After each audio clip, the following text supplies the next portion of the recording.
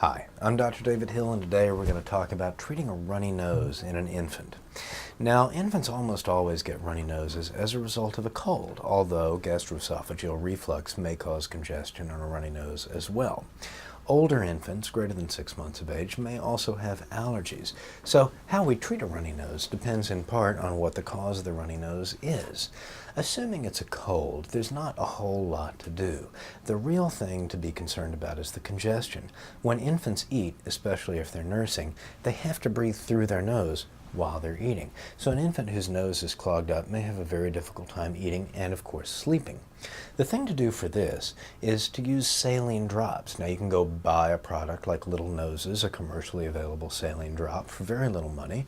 Or if it's the middle of the night, you don't want to go out to a drugstore, you can make your own saline drops. To do that, you take a half a teaspoon of salt in a cup of water. Go ahead and boil that to make it nice and clean and make sure the salt is all dissolved, and then let it cool back down to room temperature, at least to body temperature.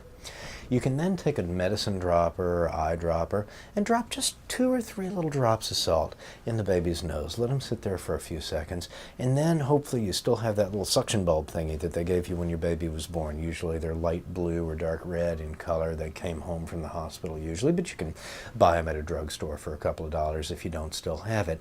And you can suck out the baby's nose using that bulb suction. Here's the key. The holes of the nose go straight back. They don't go up. So when you're sucking out the nose, don't suck up. Suck straight back. You don't have to jam that thing way down into the baby's face. You just get it right here at the opening of the nose.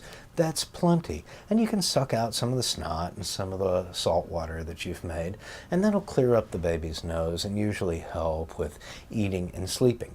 Now, this can be overdone. First of all, it makes babies mad. You'll notice he or she is probably going to cry pretty vigorously when you do this. Second of all, if you jam a suction bulb in the nose a lot, you may make matters worse by causing more swelling. So I'd be pretty cautious with this. Do it just before feeds and before nap time or sleep time for the baby. Other than that, you might run a humidifier in the room so that the mucus secretions remain moist and mobile and don't dry up inside the nose. And you can always take the baby into the shower or use a vaporizer for the same purpose.